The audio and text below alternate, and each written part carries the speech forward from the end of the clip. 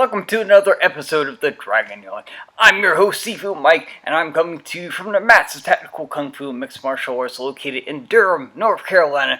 And as you can tell, I don't have Robert with me, okay? Substituting for Robert is going to be another Bob. We call him Thingamma, but today he is Breast Cancer Awareness Bob because it is the breast cancer episode. We're in October. October is the Breast Cancer Awareness Month. Pink is the color for breast cancer. And I'm going to be talking a little bit about cancer specifically, not just breast cancer. So every different kind of cancers, because cancer just sucks. But yes, this is Breast Cancer Awareness Bob. He's not really going to be talking all that much. You know, he's not Silent Bob.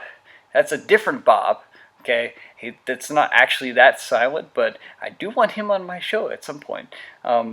Anyway, so I got my Bob. I'm much better, I think, with a Bob, because then I have somebody I can play off of and make fun of, and he's decidedly got a whole lot more hair than the actual Bob that I have, who is Robert. He's not really a Bob, but he goes by Robert. So, anyways, I'm just kind of rambling at this point.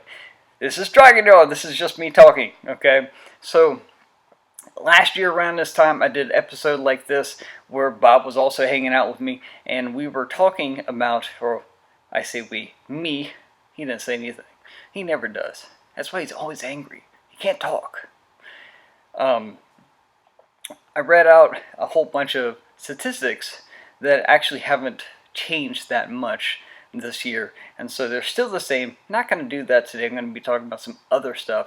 The thing that has changed, the statistic that is important to note, it doesn't actually have anything to do with cancer per se, is that women actually are a little bit greater than men in the U.S. So they kind of edged out men as far as being the majority. So there are more women than men, which means, you know, that's good odds, right, if you're single.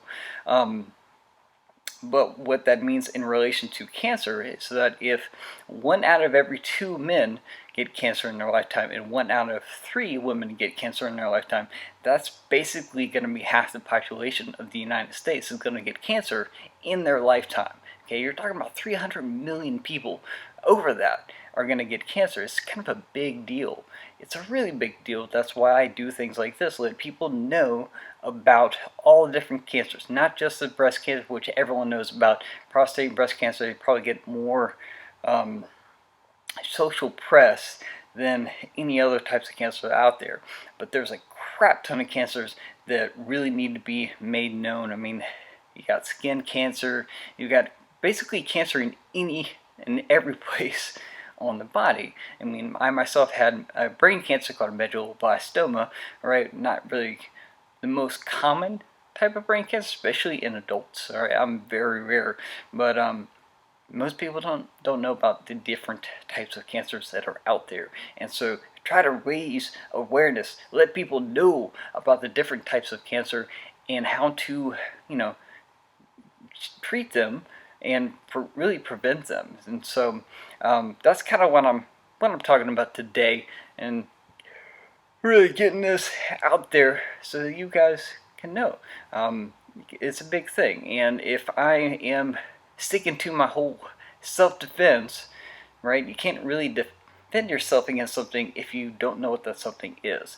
And so I'm here to let you know what that something is, and let you know that cancer is the second highest cause of death in the U.S. It's going to be, it's huge, right? So you got to get checked out early. And the earlier you can get checked out and find these type of things, then the better your prognosis kind of deal, right? The better the outcome is going to be whenever they treat it, right? And so, speaking of treatments, I do want to tell you about something I think is really cool. Okay, so this is kind of explained a bit as a cancer vaccine, right? Talking about curing cancer, you got a vaccine, they got a thing you can, right there, you can get it. So it's kind of sort of like, there's a whole lot of medical jargon that I just don't know because I'm an economist and a martial artist, and so that's not really my realm of expertise. If Robert were here, that's kind of his realm. He knows all the fancy words and stats and everything like that. That's more his line of work that he's in. And so, unfortunately, he can't be here today. So, doing my best that I can, but I'm going to let you know about this cancer vaccine that they're working on. So the theory is that the human body has, basically everybody has cancer, right? That's the theory. And the body's immune system will respond appropriately and fight those cancers before they ever become like tumors, before they actually become cancerous, right? And so there's actually certain diseases and viruses and bacteria that when you get them, the infections that they cause or whatever is or lowers your immune system to the point where a cancer results and a tumor grows because the human body can't fight that off. So they have like antibiotics and antivirus vaccines that you take, and that's actually treating the or curing the disease and not treating the symptom, right? So technically they are anti-cancer vaccines, right? But this is one that is going to be based on the person's genetic profile in identifying the type of cells that will become cancerous, because the human body, if it doesn't recognize it as a, I guess, foreign object or something that is a threat, then it won't actually try to attack it. It'll just be like, leave it alone. And so it grows unchecked, and then it starts causing a whole lot of damage, and it can go to different areas of the body, and that's how a lot of cancers actually spread and work. It's because the human body thinks it's normal, that it's supposed to be there, and it just lets it go. So this is a kind of immunotherapy, if you will. That's a type of therapy that they are researching, and that I think is really kind of cool. Now, one of the front runners in this type of research is the UNC Lineberger Cancer Resource Center, not resource, but like the hospital. I mean, they're big, right? They're one of the best places in the state, if not on the entire East Coast, right? And so they're like at the forefront of doing that. So best you can, I always like tell people, like, if you're going to give to a charity, give to those guys, because they're doing some really good work, or give to Duke, one or the other. In fact, the Tactical Kung Fu, every year we do a pink fundraiser. That's why we got pink shirts, that's why we got pink sash, we do pink everything, and the proceeds go to benefit one of those guys. So we kind of go back and forth between UNC and Duke, and sometimes American Cancer Society. I mean, there's a lot of really good charities that help out people,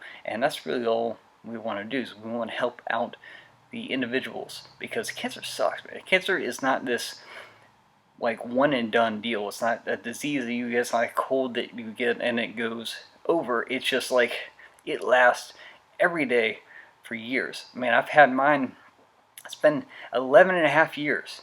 Every single day I still have to deal with the effects of that cancer. Okay, I've been fighting it for like almost 12 years, considering it wasn't diagnosed until 11 and a half years ago. So it's not something that just goes away. It's a part of you, something you deal with, something that you continuously fight. Cancer is not something that is just, like I said, one and done, or even like after like a week or a month. It keeps going, right? So the thing is that you also have to just keep going, keep pressing through it.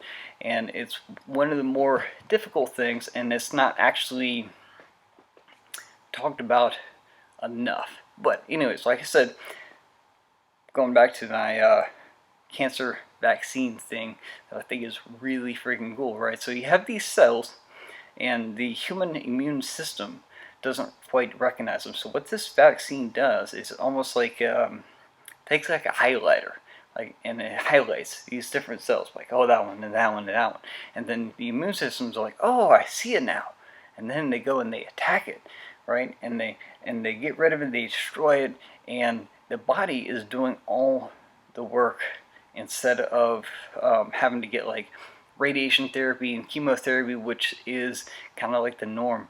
That's what they use a lot to treat these cancers and get them really small, because basically, like radiation therapy, for example, is, for all intents and purposes, it is mild radiation poisoning, right? It is designed to kill cells, but it's not just cancer cells, it's every cell, right? It's the same thing with like chemotherapy, is that it's a blanket kind of like, okay, we're not gonna do a surgical, I can't speak, I'm from the South, I want you to know that. That's why I can't speak half the time. It's not a surgical strike. It's like, we're going to carpet bomb the whole thing. We're going to get it because we're going to get everything else, which is why it can be kind of risky and why it can also be really damaging on people, especially if they have a low immune system to start with, right? It's going to bring everything down. But it's totally worth it because the alternative is, all right, don't want that. You don't want to die because you're not getting the treatment for it. So treatment is a very big thing. But like I said, they are working on a vaccine where your body can do all the work for you, right? So it's pretty freaking cool. Unfortunately, right now it's still almost in a not quite theoretical phase. They're testing it. There's some clinical trials. Like I said, there's cancer. You can have it all over your body. So certain cancers have a trial and certain cancers don't, right? Not every single cancer is the same. Not everybody is the same, right? So you have to kind of tailor your vaccine to the individual or to the cancer or to the area of the body that you're going for. Okay, so a lot of these things are like at certain phases of testing, if that makes sense, which is why it's important to fund the people doing this research, because they're still doing the research. They still want to get it made, right?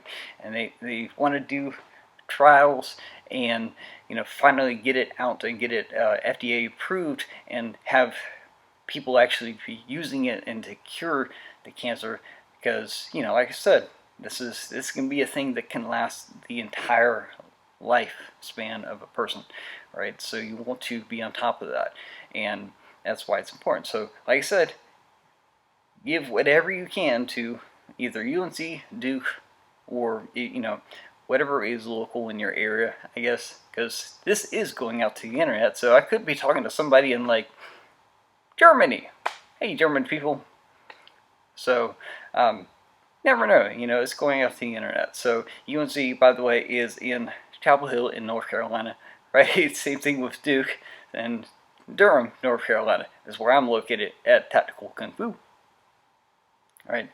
In Durham, North Carolina. So, but yeah, any place that does that kind of research, you want to advance it for the betterment of mankind, right? That's what we're gonna do.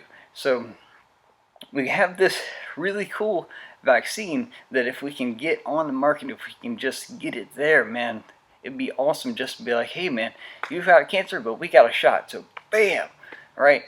That would be ideal, but we just got to get it there. So like I said, help people out to do that research and get checked early. Now the other thing I'm going to address is that I said before that cancer is not kind of a one and done deal, that it just keeps going and you have to deal with sometimes the effects of it for decades on past for the rest of your life, right? So that being said, it's something that should be more culturally relevant than it actually is. You're talking about something that could affect possibly half the population of the United States, and I'm not seeing it everywhere, and so that's kind of an issue. Is that there's a social stigma with having cancer, not because it's a bad thing, but because nobody knows about it, right? So having it more or featured more in like TV, movies, social media, the news, whatever like that, just put it out there. There are people too, right? It shouldn't have to be like, I've had cancer, and that'd be like the ultimate conversation killer, right?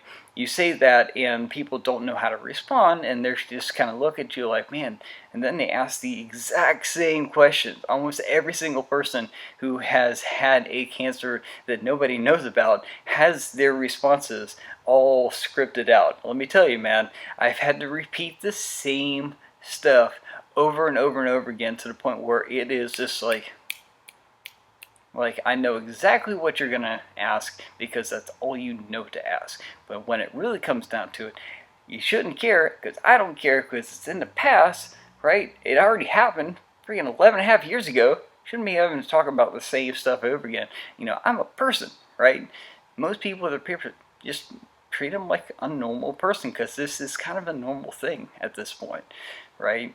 But it isn't in, like I said, I don't see it in TV and movies. I wish I did. I wish people would know about it. It's kind of addressed in certain medical dramas, like TV dramas, kind of like Grey's Anatomy or General Hospital, those kind of things.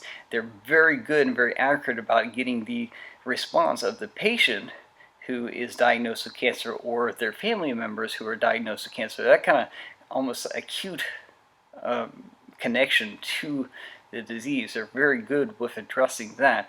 But what they don't address is like this whole society, as far as like, you know, Joe Schmo's like, oh, by the way, I've got cancer. Okay, you know, you can almost write off any kind of random personality quirk as having had cancer years ago, and that would be like an easy explain to anything, right? I don't know why they haven't used this before. And if Robert were here, he's a writer, and he could probably lend a whole lot more into that area. You know, oh, by the way, teachthesky.com. That is his thing. So, like I said, he's a writer. He's an author, not just a writer. Anybody can write. He's an author, right? So, like, people pay money for his books that are on Amazon, and you know, they're really good stuff. So look him up, teachthesky.com, or just go to Amazon, type in Robert Aldrich, okay, and buy his books. They're good stuff. Anyway, so that's me sales pitching Robert for the most part.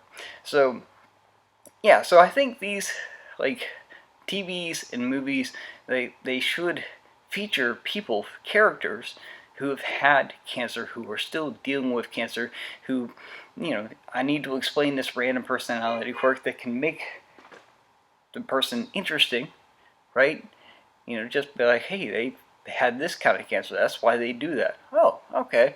You know, that's would kind of give me insight into the world and how to like adjust my responses and how to react to a person who has had cancer before, because hey, that's at this point that is a normal thing, right? There are a lot of people that have that, and we shouldn't be like, oh, conversation killer, okay, cancer, you know. So many people do not know how to react to it, and the thing is that those people are people. They're no different from anybody, and so we shouldn't treat them differently. All right, if anything, we should just, you know, stick with them, because they're having to stick it out. They're having to fight all the time, every day, sometimes for years, all right, for this thing that doesn't actually go away. And so you shouldn't go away either. You should. They're still around.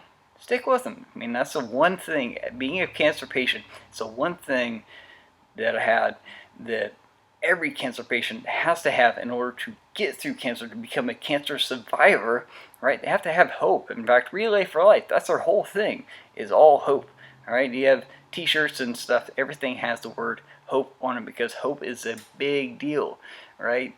And the easiest way to have it is just be a friend with them, be encouraging, treat them like a normal person. Be like, hey man, you know, this is just a speed bump in the road of life.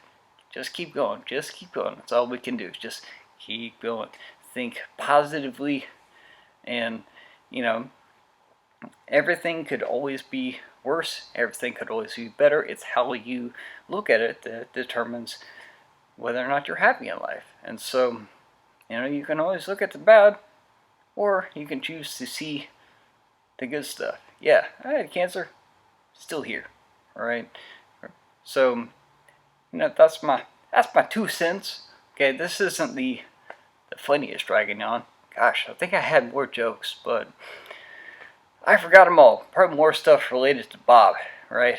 Because he's good cancer awareness, Bob, you know. And but yeah, so like I said, Give to those guys, give to any cancer charity, help out people, because they're all people. We're all people. We're in this together, man. You know, that's you should look at life as like a team sport. You know, we gotta pull it together. We're gonna be stronger together than we are apart. So we gotta, you know, surviving is winning kind of deal.